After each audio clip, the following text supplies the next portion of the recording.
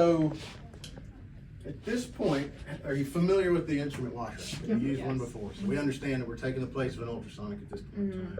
We're technically, we can rinse it, we can clean it, we can rinse it again, and then we can dry it. So we're taking the steps of all of that with the ultrasonic, put it into a machine like they do it. So now this is going to be like our dirty dishes.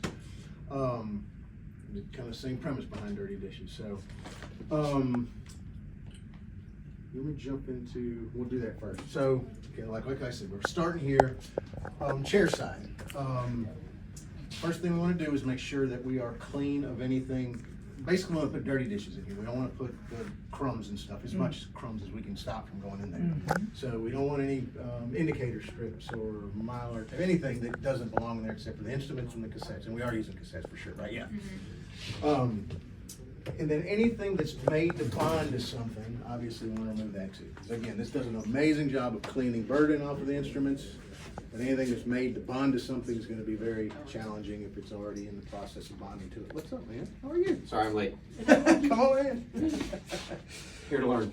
But yeah, you just anything that's made to bond, we're going to remove that, and then we've got our dirty dishes, we've got our cassettes, we're going to put them in here. And again, there's no rhyme or reason to how this is loaded.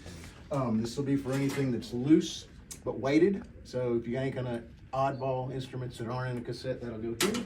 Anything lightweight goes in here. Obviously, it's got a lid on it, so it keeps water pressure from blowing it around all over the place. Quick question: do you have any kind of, well, I probably do, really large surgical cassettes, the big ones, the big long ones? No. Okay, perfect. All right, then we don't have to worry about it. So yeah, you're just going to load this thing up.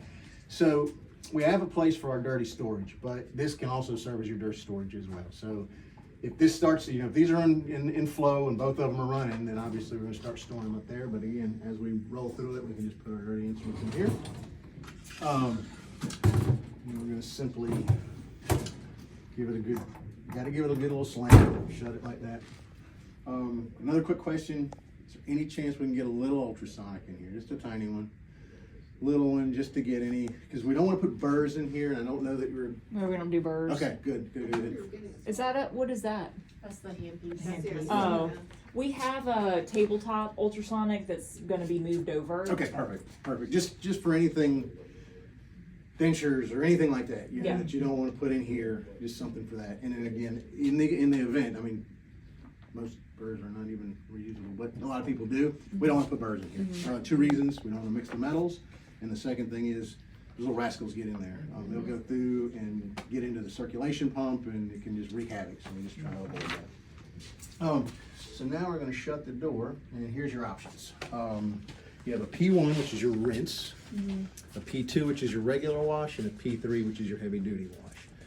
Manufacturer recommendation, because we are using cassettes, it's a little more challenging. Obviously, you can tell by the rack that they're at an angle so that the water can get into the top and the bottom and get back out of the corners.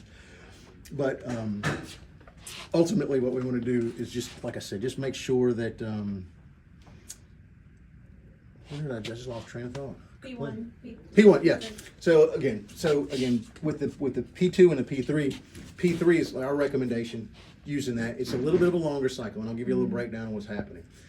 P1, simply a rinse cycle, and it doesn't finish, it does not process all the way through, it just rinses the instruments. We'd only need to use that in the event that you have a really burdened case.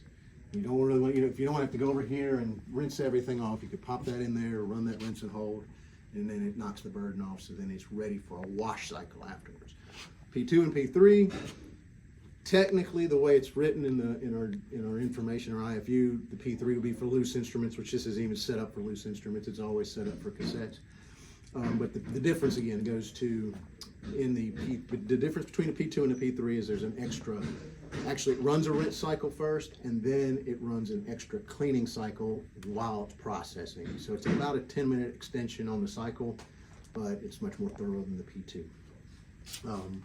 And I won't even go into any more than that. I think we're following the rules by the book, so I don't need to go into how to bend them, so I'm not going to do that. I do have a question about the cycle. So when I was reading the manuals, it said if the instruments were not going to be ran again within the hour, to do a P2 versus a P1.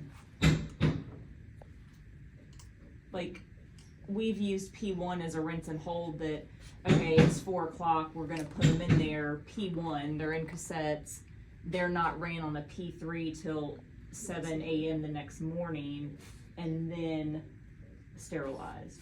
Should that be a P2 cycle? If they're not ran till the next day, again, as a P3? You know what, if it was is it a full load? Uh-huh. That kind of gets into the semantics of it. If it's at the end of the day, it's kind of dependent on, yeah, I would say yes. I get into the gray area of saying if they're not burdened, it doesn't really matter. They could just serve as your storage, put it in there, and then in the morning run the cycle.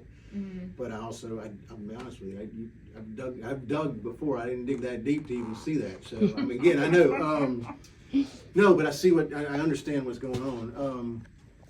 Yeah, I guess so. We should do that. It says it. What's the difference between P1 and P2 as far as the cycle? Good question. The P1 doesn't really, it brings in lukewarm water and then just a dose of soap. So it doesn't put it up a normal, and so the P2 would actually run a full cleaning cycle, only it doesn't do the initial rinse and it doesn't do the extra cleaning cycle. So technically, you're just cleaning it real good so that there's no burden on it. Here's the other thing, is I like using the analogy of putting ketchup on a plate and leaving it in a dishwasher. If you just leave it in there and then try to want it, you may have a challenge of getting that stuff off. You pull it out and still got some ketchup on it. That's what we don't want to happen. So again, I would say yes. I'm glad you said it. I honestly didn't read it into that before. I will Jeff. say our instruments aren't heavily soiled or have bioburden, but they could in senior clinic. And I'm worried if we do one thing Right. one way with a group of students and then another way, that it's going to be confusing. You're going to lose a little more soap. It's going to take a little bit longer, but again, from exactly to follow the rules exactly, I would stick with the plan. And shame on me for not knowing that. I haven't read that into that deep. Yeah. Um, You sent it to me, so I read it. I'm Jessica.